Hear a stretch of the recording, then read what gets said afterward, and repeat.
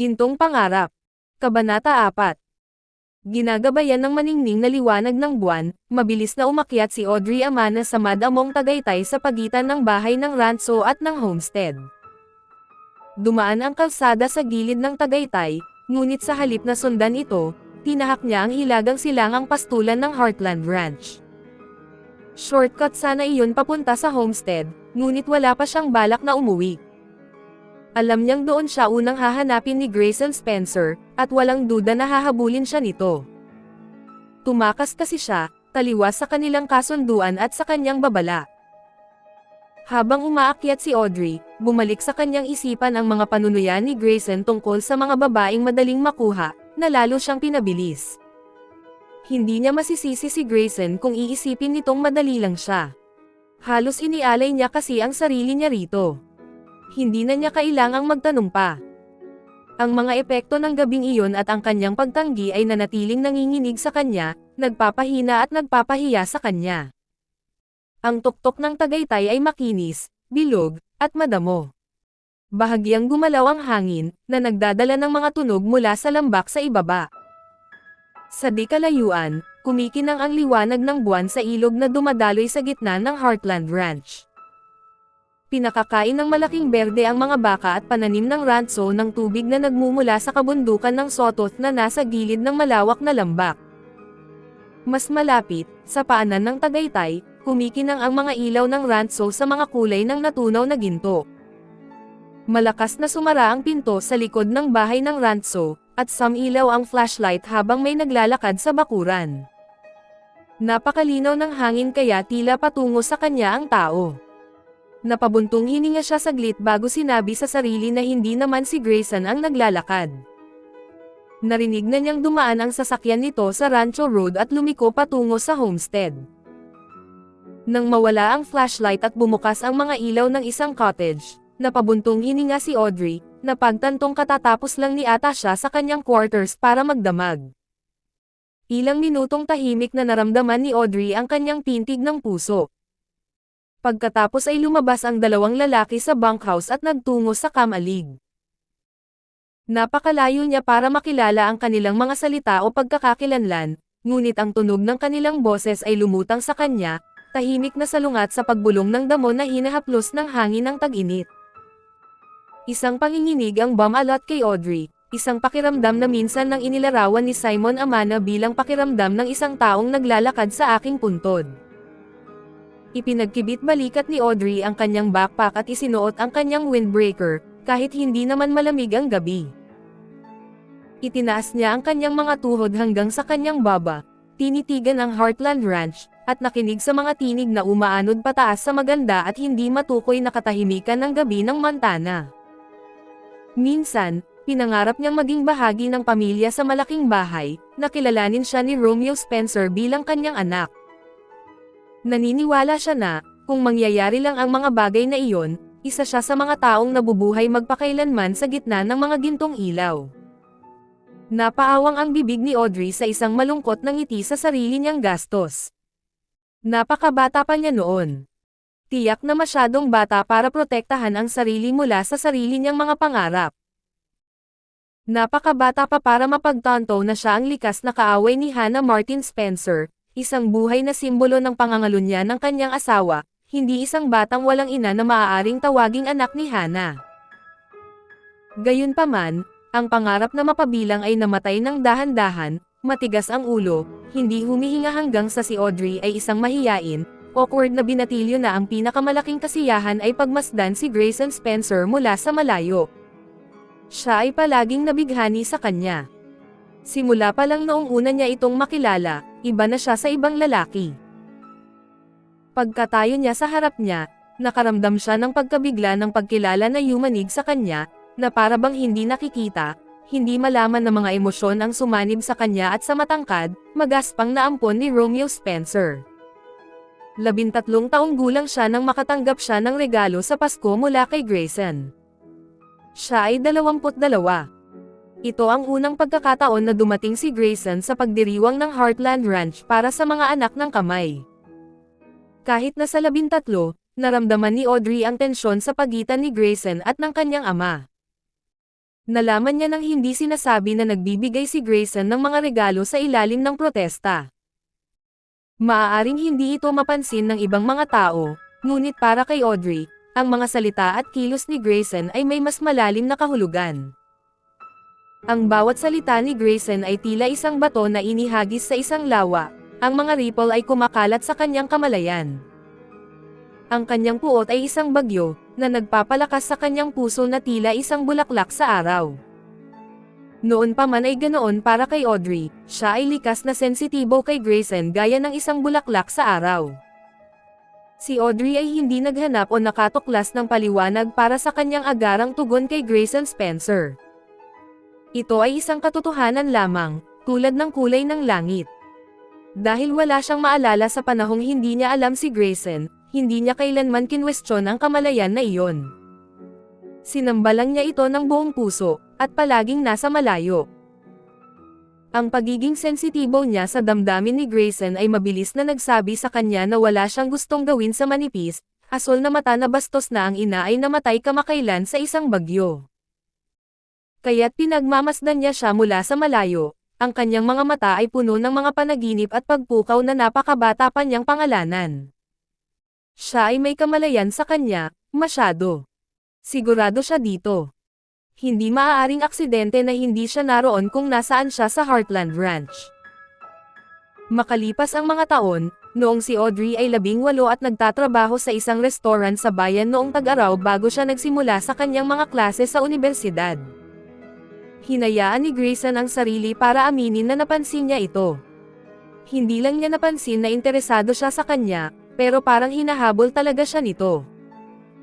Nagsimula siyang pumunta sa cafe kung saan siya nagtatrabaho ng ilang beses sa isang linggo, at sa tuwing nandoon siya, sinusubukan nitong ligawan siya. Nang sa wakas ay nagtanong ito kung pwede silang mag-date, parang natupad ang kanyang pangarap. Whoops! Sabi ni Grayson, binawi ang kanyang mga paa at sinalo ang tray bago pa may tumalsik. Sorry, sabi ni Audrey, naramdaman ang kahihiyan na umakyat sa kanyang mga pisngi. My fault, nakangiting sabi nito sa kanya. Medyo malaki ako para sa mga booth na ito. Kailangan kong dumaan sa aisle. Hindi niya maiwasang tingnan ang kanyang stirrups-scarred cowboy boots at ang matipunong mga binti na nakabalot sa kupas na maong. Gaya ng dati kapag nakikita niya ito, sobrang bilis ng tibok ng puso niya at biglang bumaha sa kanya ang pakiramdam ng pagkabigla at pagkabahala, dahilan para maging clumsy siya. Halos mahulog niya ang hapunan sa kandungan nito dahil sa gulat nang makita niya itong nakaupo sa kanyang paboritong lugar sa cafe.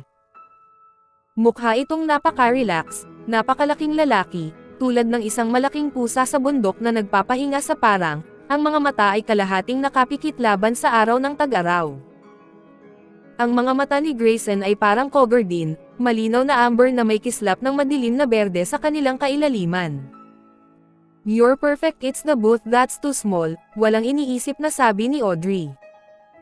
Nang marinig niya ang kanyang mga salita, muli siyang namula, pakiramdam niya ay isang ganap na tanga. Sapat na ang narinig niyang pinag-uusapan ng mga lokal na babae si Grayson upang malaman na siya ay madalas na hinahabol ng mga babae at bihirang magtagumpay, at kahit na sa isang maikling panahon lamang. Ketchup. Mabilis niyang tanong, naglagay ng malaking hamburger at fries sa harap ni Grayson.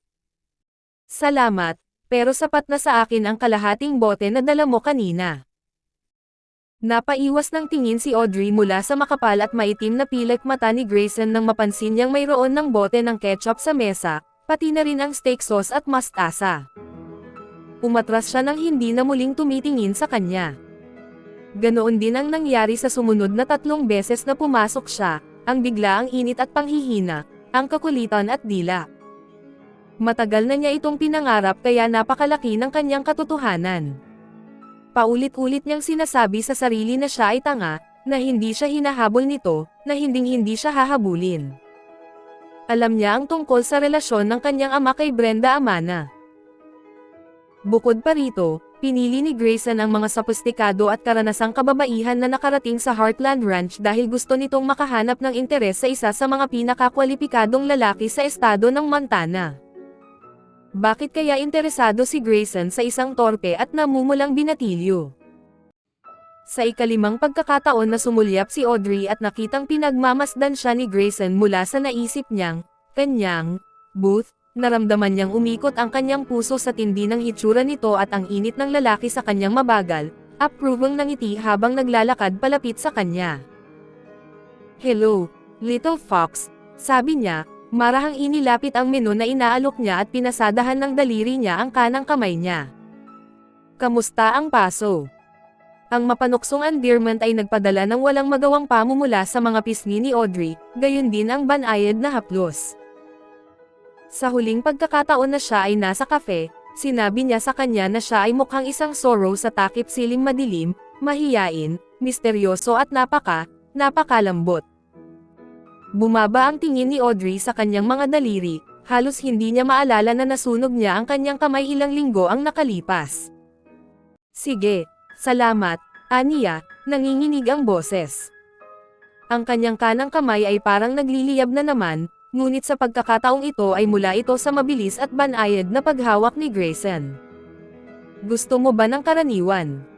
"Oo at hindi." Ngumiti si Audrey at naghanda na gumawa ng ilang rebisyon sa menu. Si Grayson ay isa sa ilang mga customer na regular na nakatakas sa mga espesyal na order. Ang may-ari ng kafe ay kapatid ni Atasha. Ano man ang gusto ni Grayson ay ibinigay sa kanya ng walang pag-aalinlangan, dahil ang mga Spencer ay naging napakabuti sa pamilya ni Atasha sa paglipas ng mga taon, ipinadala ang kanilang mga anak sa kolehiyo at tinutulungan silang magsimula sa iba't ibang maliliit na negosyo. "Kukunin ko ang steak at fries at blue cheese dressing sa salad," sabi ni Grayson. Iyon ang, oo, na bahagi ng kanyang utos. Tumangala si Audrey mula sa pad, naghihintay ng, hindi, na bahagi. "At para sa panghimagas, isasama kita sa sayaw ng mga baka ngayong Sabado," kalmadong pagpapatuloy ni Grayson. Sinimulan na talaga ni Audrey na isulat ang mga salita ni Grayson sa order pad nang tumagos ang kanilang kahulugan. Umangat ang ulo niya, at nanlaki ang asul niyang mga mata. "Ano?" tanong niya, hindi makapaniwala sa kanyang narinig. "I promise to hold your feet off the floor para hindi ka na mag-alala na matapakan," aniya, kumikinang ang mga mata sa katatawanan. Hindi naman masyadong siksikan ang mga sayaw, pero nagkakagulo rin minsan. Halos hindi mapigilan ni Audrey ang sarili na sabihin na, kung si Grayson ang kanyang kapareha, ang kanyang mga paa ay siguradong hindi tatapak sa sahig, kailangan pa nga siyang itali na parang lobo sa karnabal. I'd love ta." Pumikit si Audrey, hindi gusto ang mga susunod na sasabihin. Pero, mahina niyang tanong, pinapanood siya sa mga mata na walang pinalampas, nakikita ang kanyang kasabikan at ang kanyang pagkabigo. "Kailangan kong magtrabaho," sabi niya, ang kanyang boses ay malinaw na hindi masaya. "Anong oras ka tapos?" 10:00. "I'll pick you up at your apartment at 10:30. Tiningnan ni Audrey si Grayson ng matagal bago napalitan ng ngiti ang kanyang mukha, na nagpakinang na parang isang pinong porselana na eskultura na lumiwanag mula sa loob. "Salamat, Grayson. I'll look forward to it." Kahit na kailangan niyang magtrabaho, hindi niya itinago ang kanyang kasiyahan. Nag-alinlangan siya, saka ngumiti bilang ganti. "Ganon din ako." Hindi niya ipinahalata na nagulat siya sa kanyang sarili. Noon lang niya napagtanto kung bakit kakaiba ang tono ng pananalita niya. Parang nagulat siya nang makitang inaabangan niya ang kanilang date. Pero imposible iyon. Kung ayaw niyang kunin siya, walang dahilan para hilingin niya sa kanya na sumayaw sa una pa lang. Umalis si Audrey sa trabaho noong Sabado ng gabi at tumakbo papunta sa kanyang apartment, pinunit ang kinasusuklaman na hairnet dahil sabik na siyang alisin ito. Hindi niya hinayaang pigilan siya ng trabaho sa pagiging masaya. Naligo, naghilamos at nagpatuyo ng kanyang buhok at pagkatapos ay sinipilyo hanggang lumiwanag na parang pakpak ng uwak. Ang natural na alon sa mga hibla na hanggang dibdib ay naging makapal at malago ang kanyang buhok. Nakalaya sa hairnet, ang kanyang nakaistilo, banayad na layered na gupit ay nakabalangkas sa kanyang mukha sa malambot, bukas na mga kurbo na humahaplos sa kanyang pinong balat na parang itim na apoy. Laban sa dilim ng kanyang buhok, Ang kanyang asol na mga mata ay may malahiyas na tindi at lalim. Ang kanyang mga cheekbones ay nakatayo, ang kanyang labi ay natural na mapula. Nagsuot lang siya ng sapat na makeup upang bigyang diin ang kanyang mga mata sa halip na puspusan ang kanyang natural na kulay, at isang pabango na kasing babasagan ng liwanag ng buwan. Hindi niya kinailangang maging iba para sa kanya. Nag-alinlangan siya sa harap ng kanyang aparador, nais na magkaroon siya ng damit na kasing espesyal ng okasyon. Sa wakas, nagdesisyon siya na magsuot ng puting sutla na blusa na binili niya sa pagbebenta ilang linggo bago at isang umiikot na palda na kasing itim ng kanyang buhok. Ang isang eskarlata na sintas na nakatali ng gaucho style sa kanyang baywang ay nagdagdag ng matangkad na tilamsik ng kulay na paulit-ulit sa kanyang enamel na hikaw at katugmang bracelet.